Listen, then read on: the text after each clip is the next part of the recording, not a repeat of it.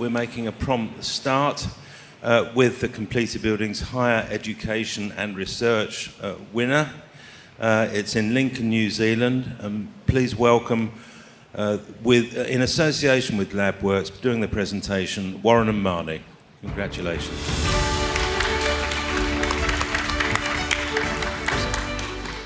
Thank you. Kia ora koutou, I'm Joseph Hampton of Warren and Marnie Architects, and this project is a 9,500 square metre scientific education and research facility. The structure of this presentation will establish the issue, cover the context, then describe the architectural resolution.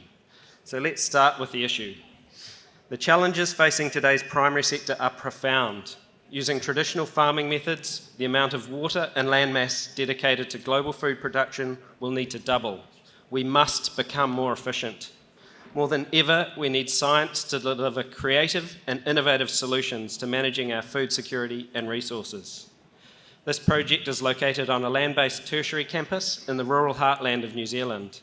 The Canterbury Plains are the food basket of New Zealand, home to over half of the country's grain and crop production. But there are challenges with this level of productivity. Over-intensive farming practices have turned Lake Te Wahora into one of the most polluted lakes in the country. For further political context, we have students protesting in the streets for greater climate action, and on the flip side, we have tractors being driven into the steps of Parliament to protest emissions taxes. This project site plays an important role at the interface between the Lincoln University and the external agri-sector. So how do you break down those barriers and accelerate research and innovation? We conceived of the facility as a continuum from education to research to commercial science, extending the learning experience into the real-world scientific application and vice versa. It is people that need to be at the heart of this solution, and Waimaria's goal was to create an environment to overcome these challenges through interorganisational collaboration. Our project briefing reached well beyond the site and included intensive workshops with students, farmers, Indigenous Māori, the multiple land-based research institutes. The briefing unearthed a number of shared values and themes. Central to them was the need for a response that was linked to the land, for an ideas market for education and commerce, and finally, for a commitment to change, for sustainable innovations that prioritise the science within and educate users. So how do we link to the land? Intensive engagement with Indigenous Māori stakeholders continued throughout the design. Their narratives gave us a uniquely local approach to sustainable design for this project. Lake Te Wahora was once an important food source for Māori. So on site, our attenuation basins treat and filter the stormwater, not only from this project, but from the wider campus before it heads down the road to the lake. Landscape courtyards continue the rural campus character.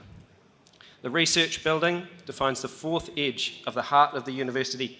The research building in blue connects labs and offices to the neighbouring research partners across a northern sheltered courtyard, while the learning building, shown in orange, defines the fourth edge of the heart of the university campus. Adjacent to our project, the heritage-listed Ivy Hall is the founding Jacobean-era building, whose scale, vertical rhythm, and curved gables gave inspiration to a robust two-storey brick building that houses the teaching and learning spaces. Deliberately reduced in scale, the red brick and limestone facade are a contemporary take on the Jacobean neighbour. This is the Pouakai eagle. Revered by Māori, it has been found scribed into the curved limestone bluffs carrying food and people on its back. In Māori cave art, the Pouakai is a symbol of pre-colonial agriculture that allowed for the earliest occupation of the Canterbury region. In our facade, the red brick is peeled back to reveal a limestone interior that allowed with etchings of Pouakai by local Māori artist Pirikawi. This overlays both European and Māori history as an expression of the agricultural science for which the facility is built. The highly technical three-storey research block is an expression of the innovative science that occurs within. We couldn't afford external solar control for this project, so this crisp photovoltaic facade finds the perfect balance between cost, shading, seismic detailing, outlook, and energy generation. The PV panels were obtained for free through a buyback agency and together we co-designed the pitch and the spacing to suit the window aperture, solar shading, and outlook requirements.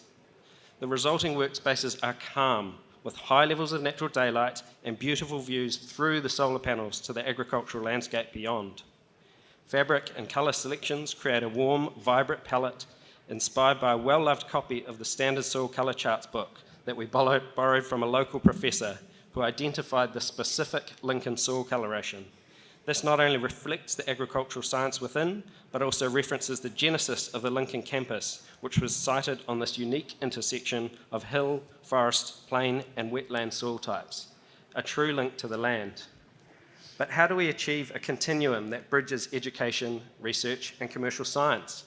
While the exterior articulates the relationship between the laboratory and the learning spaces, the interior is deliberately continuous. The project is home to Lincoln University's workspace and laboratories for numerous departments and land-based research partnerships. We extracted the social meeting and eating spaces from each of those siloed briefs and connected them through an internal promenade, encouraging staff and students from different research groups to meet and connect. In the same space, 2 flat-floor teaching classrooms follow modern learning pedagogy, with a network of adjacent breakout spaces that extend learning opportunities outside the classroom. Walls fold back to provide a large platform for internal exhibition through to external conferencing.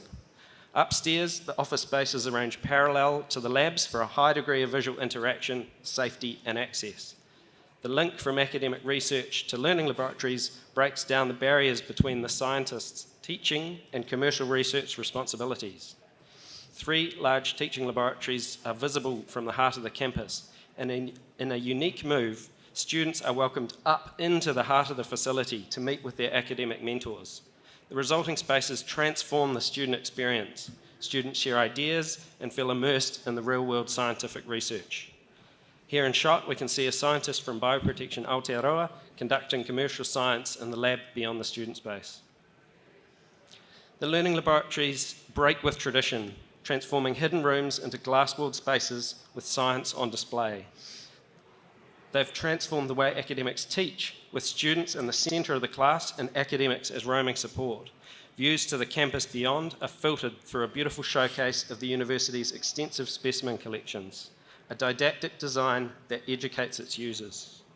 Tech-enabled flipped classrooms remain connected to the landscape, while breakout spaces are honed to suit group study.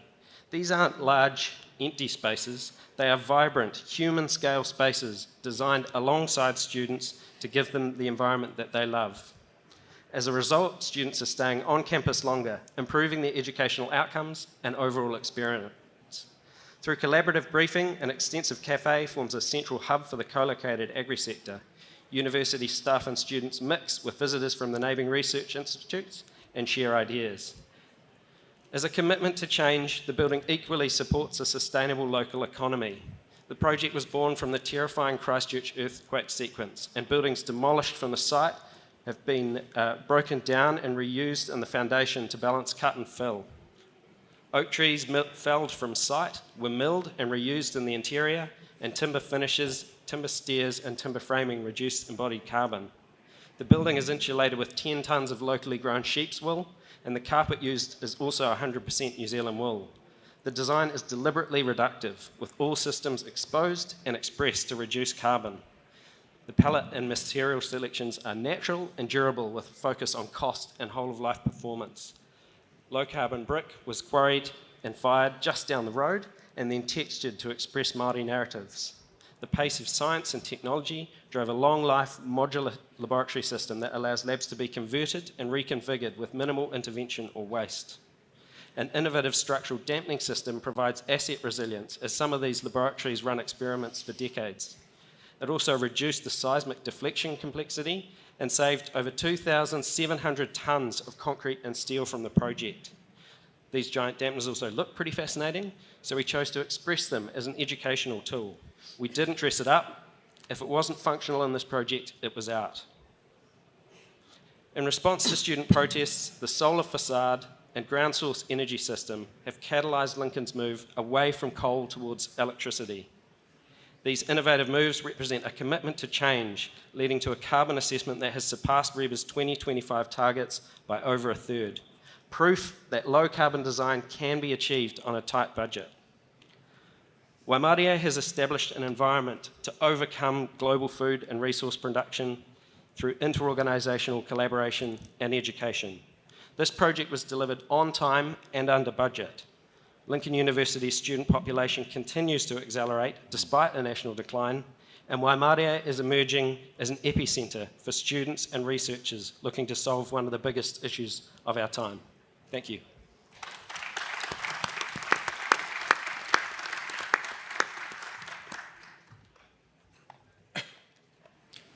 Yeah, I was asking, thank you for this presentation. It's a very beautiful project. Thank you. I just want to ask the logic behind the choosing of the materials. I mean, because you have a lot of them. I mean, the brick, limestone, outside, the aluminum and the others, and inside as well. I mean, I saw exposed concrete, timber, brick again, some colored walls. Is there any logic to? Yeah, very much so. So the campus itself is a very a brick-heavy campus. If you look just in the background of this shot, that old Jacobean-era building was the brick and limestone facade, so that's where the teaching block drives its exterior materiality. We did draw that into the building, you might have seen in some of the interior shots. And really, that soil coloration, that palette of colours that's driven from the soil of this site, that set up the interior colour palette. And then it was about colour psychology, what spaces require calm, what's more active, and what is neutral, somewhere in between. The kind of high-tech shed there, that was really a cost-driven decision. What is the most efficient way we can achieve the volume that they need to meet the scientific Is there any specific functions on this limestone part? Or? No, the function of the limestone part is about expressing that story and connecting to the neighbour. You know, these are quite flat facades, and so we were looking at the way that Jacobean era broke up its roof line and, needing to essentially provide some detail within that elevation and use it as a storytelling moment. Thank you. Yeah. Well, it looks like it's always good news when we build university buildings, no? Because they be useful, and also showing your strategies looks like very pedagogic buildings. No, it's not only about what happened in, but the buildings tell stories. No? I'm just wondering about this facade. What is behind these windows? Because I was watching this. It looks like these kind of panels, like a roundy panel, but there is a window there, no? Yeah. So the windows that you see here up top, there's a circulation space that students use before they go into their teaching laboratory. So it's like high activity, getting your gown on before you move into that space. So yeah, I think equally along this elevation, and they can view back out into the landscape and connect with the heart of the campus. Is there any window there? Yeah, there's a window there. Is a window there, no? After the curve, is a window? On the back face, no. The back face is the limestone that you see the art etched into. Yeah. Limestone. Okay, yeah. I'm missing. Could I ask you how you integrated the Maori culture other than graphics? Yeah, great question. So it was a beautiful process where we got to visit their marae right on the edge of the lake, and they handed over a narrative with a number of amazing values, like Manaakitanga gave us a whole different way of looking at how to be good hosts and be hospitable to our guests. A mahinga kai is their way of essentially working the land or looking after food, which was a huge part of how they held status. They had a beautiful mechanism for looking after that local food source. And Waimaria, the name itself, was driven from the term the bountiful lakes, which is about looking after that. Were they involved as a client at all? At the client level? Like a stakeholder, yeah. So in council meetings, they have representation alongside the Chancellor of the university and design meetings and the like, yes. And so, there are artistic elements throughout, but, fundamentally it was, for them, how do we address water? the stormwater attenuation basins that you see that treat the water before it heads off down the road. It's rainwater harvesting, it's low use fittings and all of those things. There's also the ground source heat pump that uses the aquifer as a sealed system. But Can I just ask another question related to the relationship between the commercial research, at least that's what was on the plan, the actual teaching environment, and essentially this transit, which is almost like walking across a corridor, I won't say a corridor, but a space, and you go from finishing your education straight into the research, commercial research community. Is that an actuality, or is that just an accident of the brief? In other words, you brought them together hoping something would happen. Does it happen? No, very deliberate. Are you talking about this relationship on screen? Between, Yes. So a lot of the scientists that use these laboratories for their commercial research are also teaching. So that interface and the strip there that you see in between is like a back of house teaching laboratory where they set up for experiments before they move through into the classroom. So having the ability to stay in gown from your commercial science and as you move through into the teaching was a game changer for them. Thank you. Yeah. Thank you. Thank you very much. That's a Pleasure. beautiful project. Thank you. Thank you.